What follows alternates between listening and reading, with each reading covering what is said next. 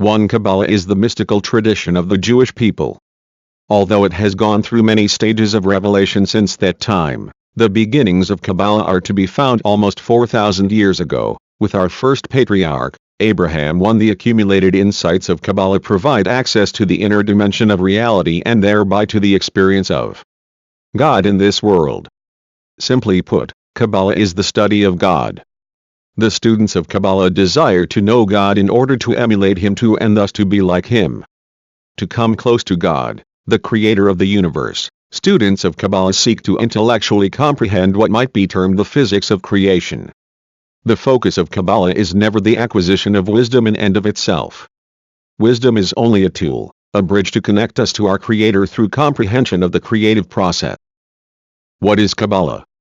1. Kabbalah is the mystical tradition of the Jewish people.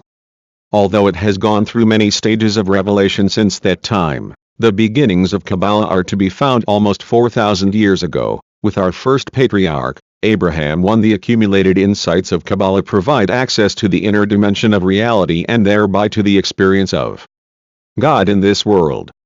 Simply put, Kabbalah is the study of God. The students of Kabbalah desire to know God in order to emulate Him too and thus to be like Him. To come close to God, the Creator of the universe, students of Kabbalah seek to intellectually comprehend what might be termed the physics of creation. The focus of Kabbalah is never the acquisition of wisdom in and of itself.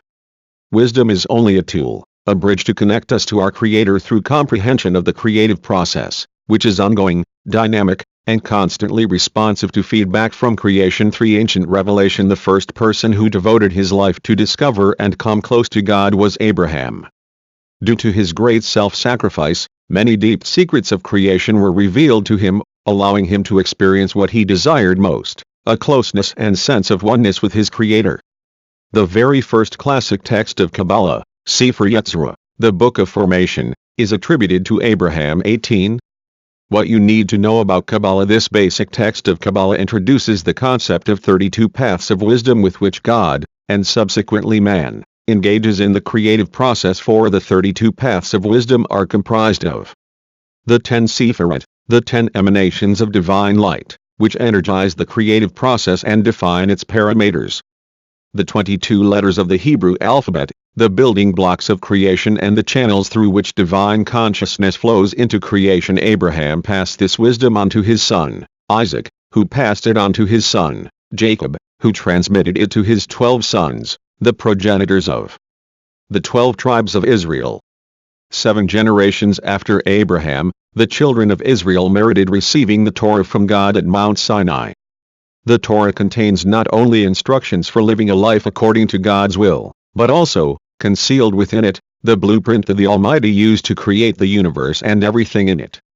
Thus, the Torah has two aspects to it, the revealed and the concealed, which are also referred to as its body and its soul. 5. The body of the Torah, Gufei Torah 6, comprises the laws that govern our daily behavior.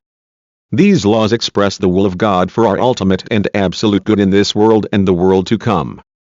This aspect of the Torah is also called the Torah's revealed dimension, Nigel. The soul of the Torah, Nishmat D'Orata, that is, Kabbalah, comprises the secrets relating to God as the Creator, the process of creation, and God's providence over creation. These secrets possess many dimensions of mysteries and mysteries within mysteries. This aspect of the Torah is also referred to as its concealed dimension, Nistar. Point 7. God gives us the understanding of both dimensions of the Torah because He desires that we become partners with Him in the chapter 1, What is Kabbalah? 19. Process of creation. 8. And that we be worthy to receive the ultimate reward of becoming one with Him. We do so when we freely choose to align our will with His will. To do so entails a commitment to living by the commandments of the Torah, delving into its mysteries, and devoting our lives, like Abraham, to bring into the world's consciousness transcendent and infinite light, light that appeared at the outset of creation but that subsequently became hidden from human eyes. Point 9. The appeal of Kabbalah. All souls intuit the existence of a deeper reality than that which can be perceived with the body's 5 senses. The Jewish soul, especially, is imbued with a desire and need to be in contact with the invisible, hidden dimension of reality. Very often, The material world and the initial impression that Jews sometimes receive with regard to their religion convey the mistaken idea that it is impossible to reach the hidden dimension of reality. And as a result, some people just give up, numbed by the banality of physical existence. However, our age is witness to many seekers who are not so easily diverted from this most fundamental need of the soul, to seek the inner meaning of life and reality, to seek God Himself.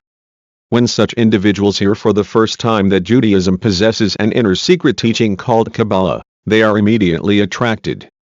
They need no convincing that in the past there were people like them, souls who sought and found the truth, and expressed their findings under the name Kabbalah. It is natural for them to see this discipline and wisdom as the way that will help them find God. For those seekers who did not recognize that Judaism possesses a soul, they now come to realize that they had been mistaken about what Judaism really is. They had not previously recognized that Judaism is a living organism possessing both body and soul. 20. What you need to know about Kabbalah in mainstream Judaism: there are many people who believe in, and are happy with, the body of the Torah, and that is very good, in and of itself. But if the Jews that have been distanced from the Torah and its commandments are to reclaim their Judaism, we must inspire them with a taste of truth so profound and sweet that they would never have thought exists within the framework of Judaism. Thus Kabbalah is often the best way to awaken Jewish souls to return to their true roots. When coming back to Torah by way of Kabbalah, it is most important to study and receive the Kabbalah from an authentic source. Often, it is difficult to find an authentic source, whether teacher or institution of Kabbalah, which is geared to beginners. This is where the teachings of Chassidut fill the gap.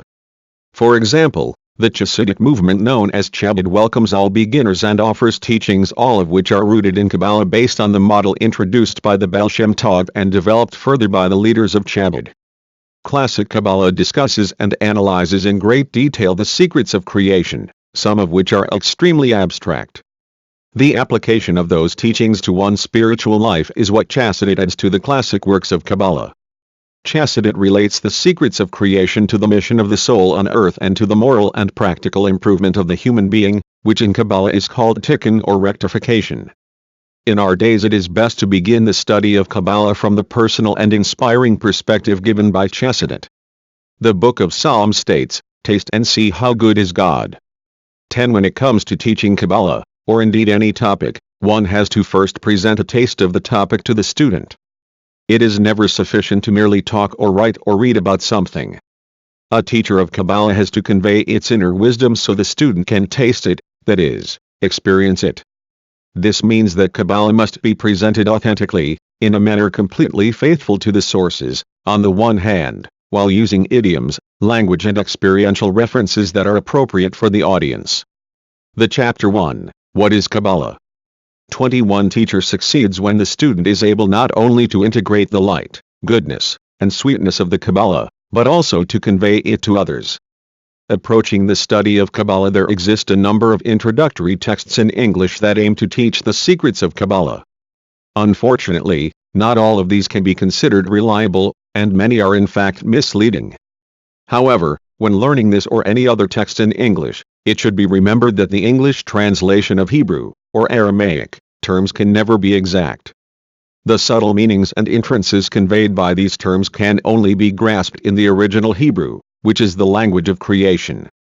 Therefore, any serious student must realize that to go beyond a beginner's level, a mastery of the Hebrew language is essential. 11. Beyond the question of terminology, difficulties may arise due to a basic difference between the approach to reading and study as practiced in Western culture and the different approach of the Torah and Kabbalah. Western culture sees the goal of study as the accumulation of knowledge, or, at least, the gleaning of information. Whether skimming or reading, the intent is usually to take out the useful points and proceed further. In contrast, the Torah instructs us that the goal of study is the refinement of our behavior.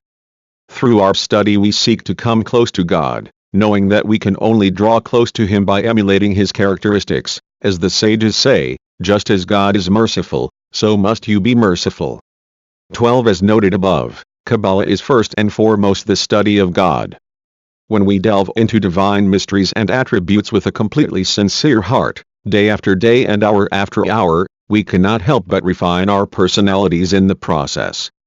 This process also creates a feedback loop. The more that we study Kabbalah with the proper intent, the better we understand the manifestations of God in the world and seek to emulate His qualities. The more we refine our characters in emulation of God. 22. What you need to know about Kabbalah. The closer we come to the divine presence in creation and are thus better able to understand the inner dimension of reality and experience God in creation as revealed in our studies. When our soul becomes one with mystical wisdom, our whole life pattern is changed, from the consciousness of our minds, to the emotions of our hearts, to every aspect of our behavior. Most importantly, the study of Kabbalah depends upon the devotion and true desire of the heart of the student. This is a prerequisite. The true desire of the heart must be to come close to God. In addition, it depends upon revelation from above. Over the generations, more and more has been revealed.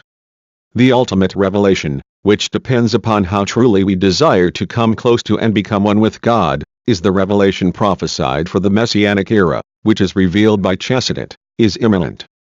The union of Kabbalah and Halakha. Another misconception that has unfortunately been spread in our generation is that Kabbalah is somehow a body of knowledge separate from the rest of the Torah.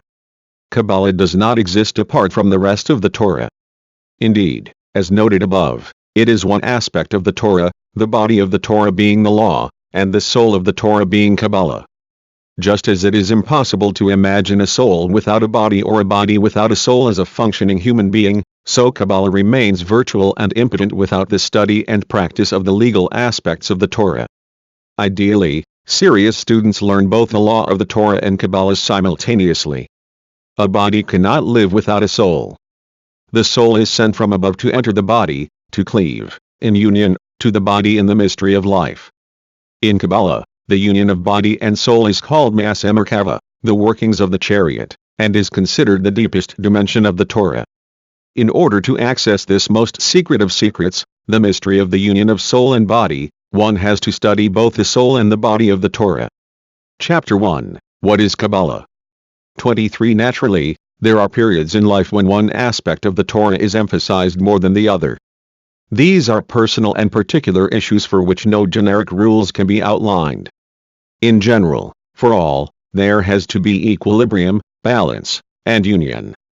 We have to devote ourselves to study the laws of the Torah and to comprehend the wisdom and reasoning behind the laws. Simultaneously, in order to meet God, the giver of the laws, we have to study Kabbalah. Study of the Torah restructures our thinking processes according to the God-given logic inherent in it. The Torah's innate thought patterns, paradigms, and frames of reference become assimilated into our intellects and reflected in our lives.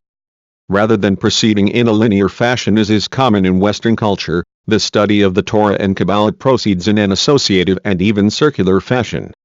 One learns and then reviews again and again, each time adding a new, deeper layer of knowledge. In this manner of study, the written Torah, the Talmud, the codes of Jewish law, and Kabbalah, are seen as a single all-inclusive whole. No separation can be made between the legal dimensions of Torah study and practice, the Halakha, literally the way, and its spiritual counterpart. The texts of Talmudic law are intrinsically united with the teachings of the Kabbalah. Similarly, Kabbalah cannot be studied without devotion to the Talmud, its commentaries, and the legal codes.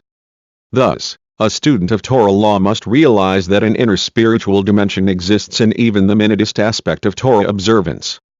Conversely, a student excited by the power of Kabbalah's spiritual teachings must realize that the fullest expression of these teachings comes in the day-to-day observance of the Torah's commandments. 24. What you need to know about Kabbalah. Who can study Kabbalah? Ideally, everyone should be able to study Kabbalah. Kabbalah is the inner wisdom of creation revealed to us by God in order to bring us closer to Him. Clearly, the Almighty desires that all human beings come as close to Him as possible. Thus, Kabbalah is important for all people. That said, it is important to clarify that each of us has to study Kabbalah at his or her own individual level, which, contrary to common misconceptions, may have nothing to do with age, gender, or any other imagined limitation. Even though there is an opinion that one should not begin to study Kabbalah until the age of 40, The great masters of Kabbalah and Chassidut did not agree with this opinion. Some of the greatest teachers of Kabbalah, including the Ari, Rabbi Moshe Chaim Luzzatto, also known as the Ramchal, and Rebbe Nachman of Berlov, did not even live to the age of 40. From an early age they began to study Kabbalah. In Kabbalah and Chassidut we find that a sign of the coming of the Messiah is young children studying and discussing the secrets of the Torah. 13. The reasoning behind placing a limitation on the age at which it is appropriate to study Kabbalah was that until the age of 40 a person is not yet established or well-grounded. As the sages say, at 40 years, a person gains understanding. 14. A quality associated with the ability to serenely handle life's ups and downs. Or, in the words of those placing a minimum on the age, at the age of 40 a person's blood has quieted, and he or she is no longer quick to get excited or treat things in an unbalanced, extreme manner. The attitude that the study of Kabbalah could, and should, be put off until later in life implies that the inner wisdom of the Torah is merely a perk offered to those individuals who had already proven their worthiness. However, over the years it has become apparent that without the study of the inner dimensions of the Torah as revealed through Kabbalah and Chassidut, there is very little chance that a person. Chapter 1, What is Kabbalah? 25 will ever reach a state of balance and inner calm. 15 The study of Kabbalah, especially through Chassidut, is no longer a luxury that a person can engage in once he or she has established him or herself. It has become a necessary part of the healthy intellectual, psychological, and behavioral development of every individual. Chassidut reveals to us the drama of God's creation of the universe. It is like a game of hide and seek. In this divinely inspired game, God conceals himself, but he desires us to seek him. He promises us that if we seek him with all our heart and soul, we will ultimately find him. The seeking is the study of Kabbalah. It can begin from the first moment that a person realizes that there is more to this world than what meets the eye, and this can be at a very early stage of life. Another reason that some authorities have warned against studying Kabbalah at too early an age was that there were instances in Jewish history, some relatively recent, when very negative phenomena resulted from the misrepresentation and misuse of Kabbalah. For example, in the 17th century, Shabbatai Tzvi, 1626–1676, proclaimed himself the Messiah, basing his claim and his novel teachings on misinterpretations of Kabbalah. Before he was proven a fraud, he had brought great material and spiritual suffering to a significant portion of European Jewry. This is one of the reasons that the Baal Shem Tov revealed a new dimension of Kabbalah. He expressed Kabbalah in a way that is accessible to every soul and that excludes all possibility of misinterpretation. This is another reason why it is highly recommended for beginning students of Kabbalah to start with the study of Chassidut. If one begins the study of Kabbalah properly, there is no danger.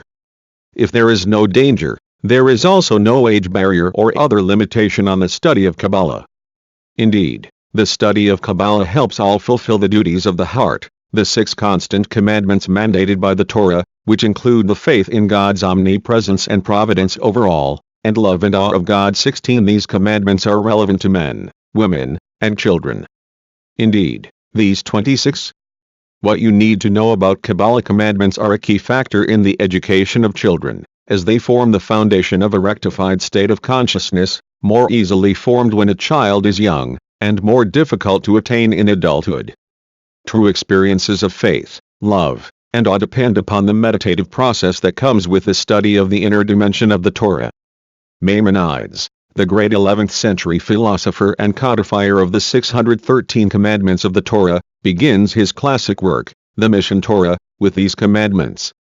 He states that in order to attain love and awe of God as commanded in the Torah, one has to meditate upon the wonders of creation and the creative process. Maimonides lived before the revelation of the Zohar.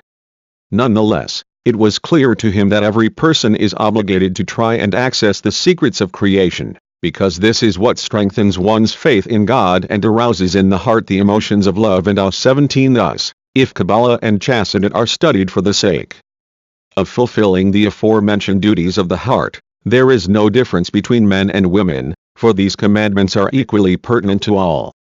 The study of the more technical sides of Kabbalah may not immediately produce the emotions of love and awe in the heart. However, This temporary lack is remedied by the study of Chassidic texts. As mentioned in the introduction, the Tanya, the seminal and classic text of Chassidut, brings down to earth the abstract and often impenetrable formulae of classical Kabbalah and translates them into the terms of ordinary human experience. Indeed, the explicit purpose of Chassidic texts is to arouse in the heart the emotions of love and awe. 18 Of course, any subject must be studied at the level or degree of comprehension of the individual student. There are endless levels of understanding. One has to begin at the level relevant to him or her, and proceed from there. Since Kabbalah is part of Jewish tradition, it is often mistakenly assumed that it has no pertinence to non-Jews. However, much of Chapter 1, What is Kabbalah? 27 Kabbalah is pertinent to all human beings, since the study of Kabbalah arouses in all students the desire to know and worship one God, as commanded in the Torah to all mankind. Clearly, in order for non-Jews to study Kabbalah, which, after all, is an intrinsic expression of Jewish faith, they have to identify with receiving this wisdom through the channel of the Torah and the Jewish people, and commit themselves to worship the one God of Israel and live in accordance with the 7 commandments given by him to Noah for all peoples. 19 Notes. 1. Abraham was born in the year 1948, that is, 1948 years after the creation of the world. This year parallels the year 1812 BCE, before the Common Era. 2. Emulating God's qualities and actions is a commandment in the Torah, and you shall follow his ways. Deuteronomy 28:9. Maimonides, the greatest codifier of the Torah's commandments, includes the commandment to emulate God as one of the 613 commandments of the Torah in his Book of Commandments, Sefer HaMitzvot, 8. See The Art of Education pages 133 and pages 140, n. 27. 3. See pages 21. 4. Sefer Yetzirah 1:1. 5. This terminology is found throughout Kabbalistic literature. Cf. Zohar 3, 152a. 6. Mishnah Chagiga 1:8. 7. Pesukim 119a. Chagiga 13a and numerous times in the Zohar. 8. The sages say, if the righteous would want, they could create a world. Sanhedrin 65b. The righteous here refers to those holy individuals who have indeed merited purifying themselves and walking solely in the ways of the Almighty. 9. Rabbi Elazar said, the light which God created on the first day, with it a person can see from one end of the universe to the other. When God saw the wicked deeds of the generation of the deluge, and of the generation of the Tower of Babel, he concealed it. We learn this from the verse, he prevented the wicked from 28. What you need to know about Kabbalah receiving their light, Job 38:15, and who is he guarding it for? For the righteous. We learn this from the verse, God saw the light that it was goodly, Genesis 1:4, and the righteous are called goodly, as in the verse, proclaim that the righteous one is good, Isaiah 3:10, Chagiga 12a. 10. Psalms 34:9. 11. Indeed, there is an intrinsic connection between Kabbalah and the Hebrew language per se. In fact, the earliest text of Kabbalah, Sefer Yetzirah, is also the first text of Hebrew grammar. 12. Jerusalem Talmud Paya 1:1, 3a. 13. See the Mitler Rebus Torat Chaim, Shemot 99b, and elsewhere. 14. Mishnah Evot 5:21. 15. In Chassidut, Kabbalah is symbolized by salt, which has the special quality of sweetening the flesh, Baratrit 5a in Maharsha Ibid. That is, quieting the blood. See also Rabbi Shneur Zalman's Likutei Torah Vayikra 3d and following and the Tzmak Zadok's or HaTorah Vayikra pages 226 ff. 16. See pages 37 ff. 17. Mishan Torah, Hilshot Yesadai HaTorah 2:2. 18. See for example Tanya, chapter 16. 19. The 7 commandments are known as the Nochide laws. They are, prohibition against adultery, prohibition against murder, prohibition against theft, prohibition against idol worship, prohibition against blasphemy, prohibition against eating flesh from a live animal, and the obligation to establish a communal legal system. These commandments, their inner meaning, and the spiritual path of the non-Jew based on the Torah are discussed in depth in Kabbalah and meditation for